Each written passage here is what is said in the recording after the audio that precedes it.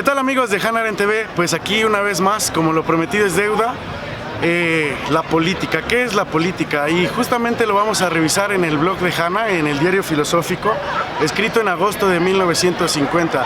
Enrique Huerta, muchas gracias. ¿Cómo estás? Hola, Pepe Lozano. Pues en efecto, hace 68 años, todo se conecta al 68, es una suerte cabalística porque también vamos a estar presentando una serie de videos conmemorativos al movimiento del 68. Pero lo que dejamos pendiente, ¿qué es la política? La política, dice Hannah Arendt, descansa en el hecho de la pluralidad de los hombres. Para todo el pensamiento científico, en la biología o la psicología, lo mismo que en la filosofía y en la teología, existe solamente el hombre, a la manera como para la zoología solamente existe el león. Y cuando hablamos de el hombre, cuando hablamos de el león, las leonas y las mujeres tienen que estar incursionadas. Esto es algo con lo que tenemos que romper. No es una postura feminista ni nada por el estilo, aunque hay mucha tinta derramada de estudios feministas que hacen pues una especie de diagnóstico con las ideas de Hannah Arendt. Aquí de lo que se trata es de la pluralidad de los hombres. La política descansa en el hecho de que somos distintos y que necesitamos estructuras de medios fines. Y cuando hablamos de medios fines, tenemos que pensar necesariamente en relaciones de poder, porque solamente en las relaciones de poder existen medios y fines. Y para lograr nuestros fines necesitamos necesariamente de la colaboración de otros. Y por eso hacemos política, porque necesitamos de la colaboración de otros para llegar a nuestros fines y al necesitar a otros, esto hace que pues los necesitemos porque hay detrás una estructura de pluralidad, de diferencia. En pocas palabras, la radical diferencia que existe en el espacio de intermediación entre los hombres es la que nos forza a hacer política. Y entiéndase por política una actividad filosófica que descansa procesalmente en el principio de la acción. ¿Se puede decir que la política entonces es una construcción social? Por supuesto, es una construcción social. Ahora, no siempre en la vida pública, en el espacio público, tenemos necesariamente relaciones público-políticas. Okay. La política, no por el hecho de existir en un espacio público, existe de esta manera. Dice concretamente Hannah, la política nunca alcanza la misma profundidad. La falta de sentido profundo no es otra cosa que la falta de sentido para aquella profundidad en la que está anclada la política. La política trata de los diferentes, en su estar juntos y estar los unos con los otros. Y es justamente lo que comentábamos.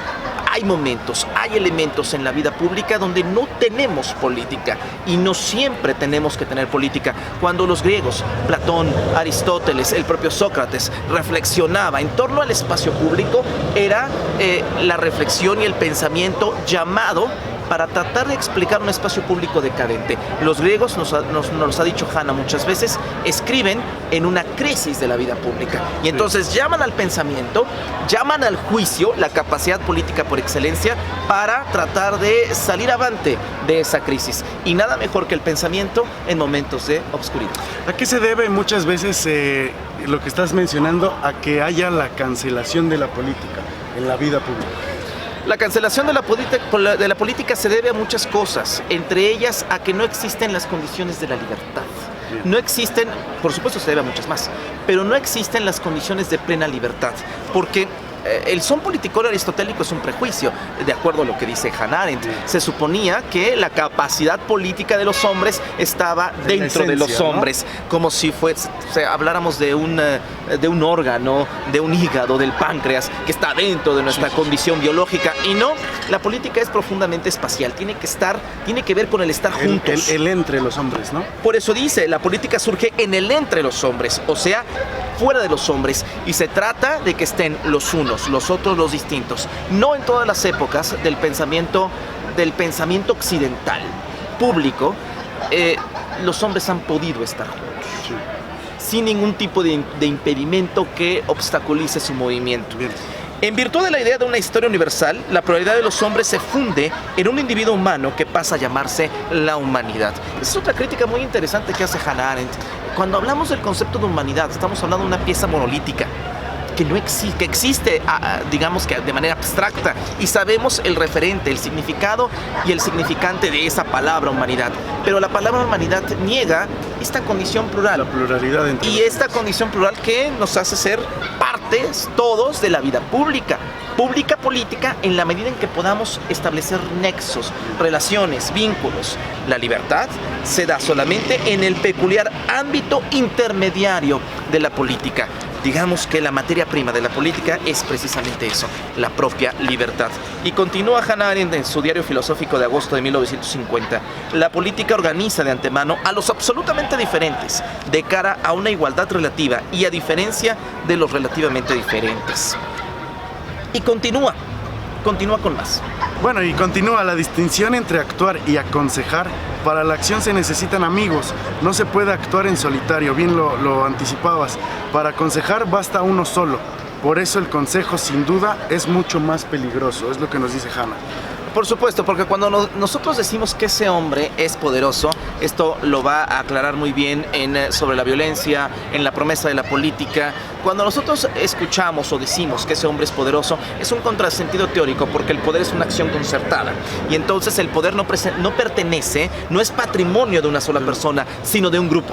Okay. Y un grupo que hace posible esta acción, estos medios y estos fines. Y en efecto, para hacer política, no se puede hacer política en solitario, porque la política es una condición social y una condición, un producto de la propia libertad entre los hombres. Y pues justamente esa es una de las grandes enseñanzas que van a estar escritas desde 1950, pero que van a ser publicadas ya con digamos que remaches mucho mejor acabados en una publicación póstuma de una serie de ensayos que se llama ¿Qué es la política?, de Hannah Arendt, que no está como tal terminado. Es una serie de ensayos que están a medio hacer y que justamente una de sus bases es el diario filosófico. Bueno, Enrique, y bajo esta idea de Hannah, poniendo un ejemplo con Andrés Manuel, este hecho de la consulta popular, ¿hay o no hay política en eso? La consulta popular para determinar el nuevo aeropuerto internacional de la Ciudad de México, si nos quedamos con Texcoco, nos vamos a Santa Lucía. La pregunta es muy interesante. Bajo los esquemas, bajo los planteamientos que nos dice Hannah Arendt, ¿existe o no política en una consulta popular? Sabemos que la consulta popular, el plebiscito, el referendo es un mecanismo de democracia participativa. Eso lo sabemos y supondríamos que el solo hecho de participar estamos haciendo política, pero la respuesta es no.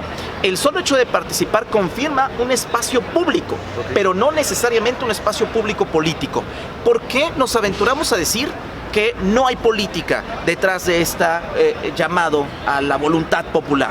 Porque nosotros no planteamos la pregunta, porque la pregunta ya viene prefijada, la pregunta ya viene diseñada, porque no tiene que ver con la pluralidad absoluta de los hombres. Hay personas que utilizan el aeropuerto por cuestiones de trabajo, pero aquí es una consulta popular abierta a aquellos que viajamos en autobús, a aquellos que viajamos en camión, a aquellos que jamás han subido, se han colocado en un aeropuerto. Y sin embargo, hay un sentido público porque así no hayas utilizado el aeropuerto internacional de la Ciudad de México o hayas utilizado otros aeropuertos y jamás te hayas conectado al aeropuerto Benito Juárez, son recursos públicos que vienen, bien que mal, de todos.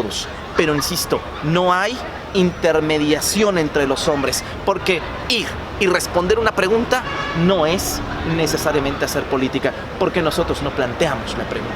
Oye, Enrique, pero creo que aquí va a haber personas que discrepen totalmente con eso, que si es verdad o no es verdad. Desde luego va a haber gente que va a decir, eso no es verdad.